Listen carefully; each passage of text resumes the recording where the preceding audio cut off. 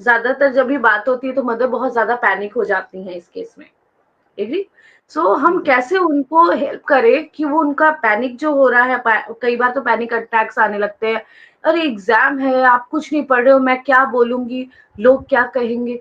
तो क्या ये सवाल हमारे पास आना चाहिए कि लोग क्या कहेंगे हमारे बच्चे की पढ़ाई को लेकर के?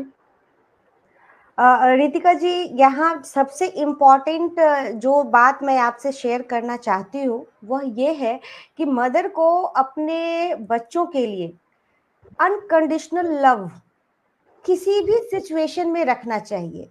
बट यहाँ यह भी बात सही है कि जब माँ एक बच्चों की माँ जब घर में होती हैं तो बहुत तरह के सिचुएशंस होते हैं, सरकमस्टांसेस उनके घर में बन जाता है, भले वो जॉइंट फैमिली में हो तो भी, और अगर न्यूक्लियर फैमिली में है तो भी बहुत तरह की चीजें उनके सामने होती हैं।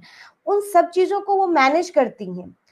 कहीं ना कहीं वो थोड़ा सा इमोशनल अनबैलेंस्ड हो जाती हैं, और उस चक्कर में क्या होता है कि जब वो अपने बच्चे को अच्छाई के लिए ही उनको पढ़ने के लिए बोलती हैं कि एग्जाम है, थोड़ी पढ़ाई कर लो, समय से बैठो, समय से रूटीन फॉलो करो, वो कई बार नेगेटिव चीजों का, नेगेटिव अफर्मेशंस बोलना शुरू कर देती हैं, जिसका प्रभाव बच्चे के मेंटल हेल्थ पर और उनके इमोशनल हेल्थ पर भी बहुत ज्यादा पड़ता है। और स्वाभाविक सी रूप बात है कि उसका असर आपके जो आपके पढ़ने का तौर तरीका है या फिर आपके जो तैयारी चल रही है एग्जामिनेशन को लेकर के, उससे उसमें बच्चे भी डिस्टर्ब होते हैं। तो यहाँ सबसे पहले मैं मदर के लिए एक सजेशन दूंगी कि जब आपको लगता है कि बच्चा, आप खुद को स्ट्रांग बनाइए, आप खुद को बोल्ड बनाइए, आप खुद को टाइम निकालिए अपने लिए कि आप स्वस्थ रहें मेंटली।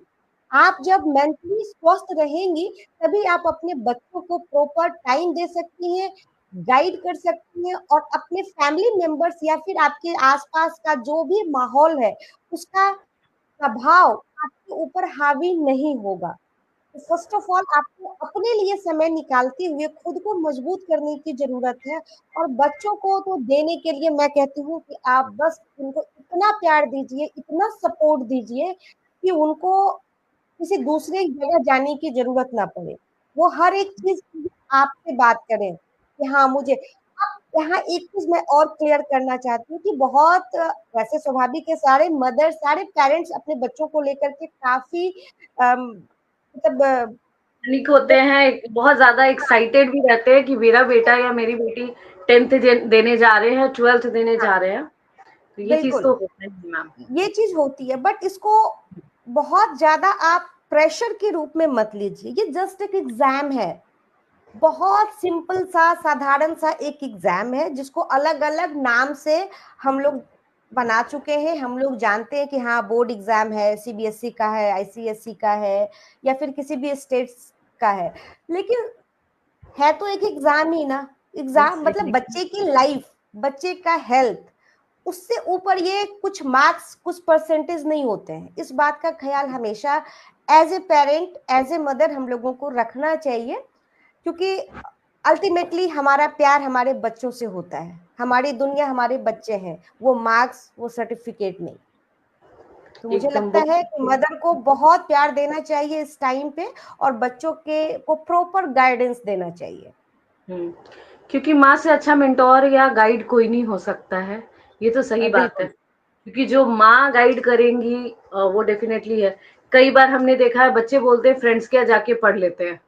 बट इस केस में आपकी क्या राय होगी मैम, कि क्या बच्चों को फ्रेंड्स के यहाँ भेजना चाहिए?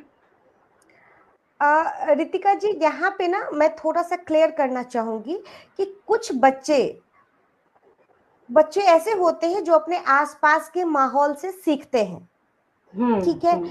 तो अगर आपके फ्रेंड्स, आपका सर्कल वाकई पढ़ने वाला है, तब तो आप वैसी जगह पे बच्चों को आप छोड़ सकते हैं। बट आप अपने सुपरविजन के या फिर आपके जो मतलब फ्रेंड, बच्चे के फ्रेंड के जो पेरेंट्स हैं उनके साथ आपकी फ्रेंडशिप होनी चाहिए, उनका सुपरविजन होना चाहिए कि एक्चुअली बच्चे सच में पढ़ाई ही कर रहे हैं।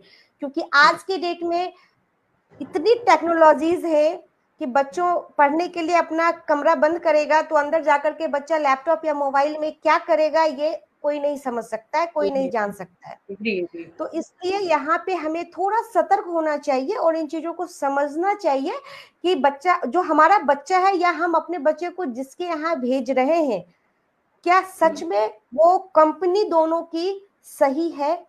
दूसरी चीज, कुछ बच्चे ऐसे होते हैं जिनको माहौल का फर्क नहीं पड़ता है।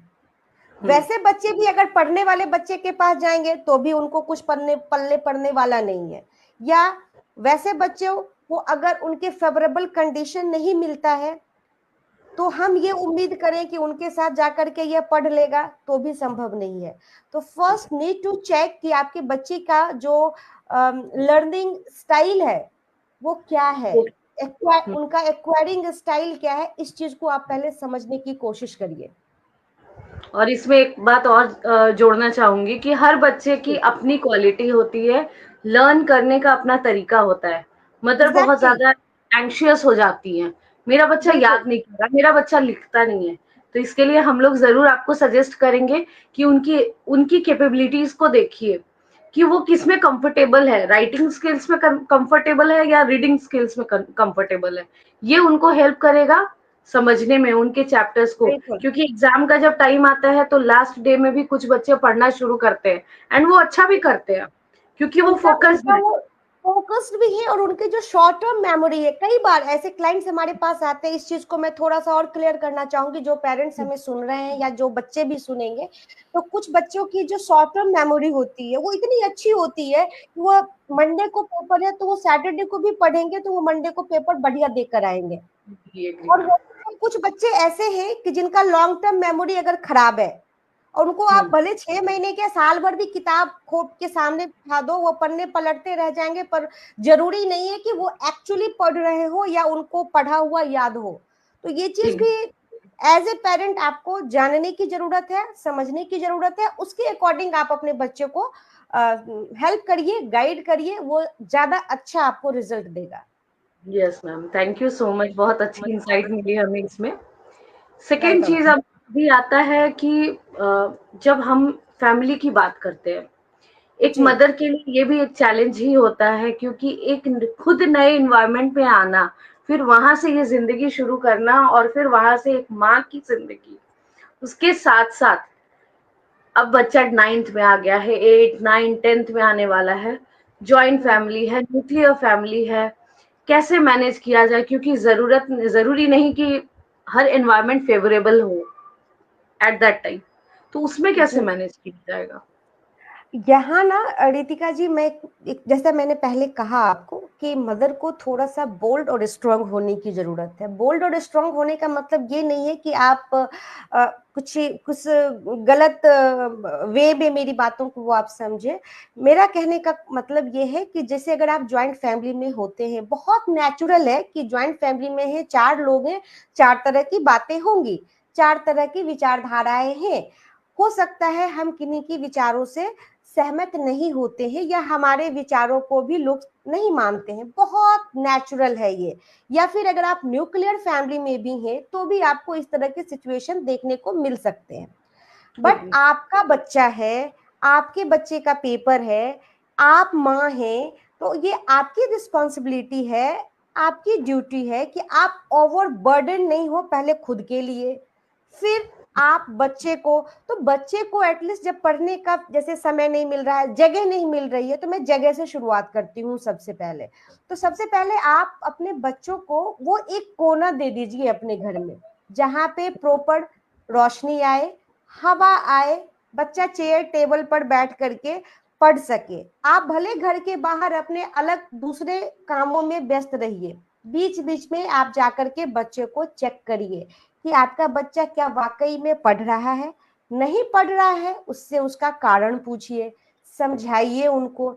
उसको कॉफी चाय बच्चे की अगर हैबिट है तब उसको दीजिए, पानी पीने को बोलिए, कुछ ऐसे हल्के फुल्के खाने पीने जैसे नट्स हो जाते हैं, कुछ कुकीज, ऐसी चीजें जो पढ़ते पढ़ते भी खा ले, उसका टाइम खराब ना हो उन चीजों के पीछे कि अब वो अपने स्टडी टेबल से उठकर जाएगा, घर में घूमेगा। किचन जाएगा, फ्रिज खोलेगा, वहां निकालेगा कुछ चीज, तो ये उसके लिए थोड़ी सी तकलीफ दे हो सकती है, उसका डिस्ट्रैक्शन हो जाएगा। जब वो अपने स्टडी जगह वाली जगह से, स्टडी टेबल से उठता है कोई बच्चा, ड्राइंग रूम में आता है, क्या पता है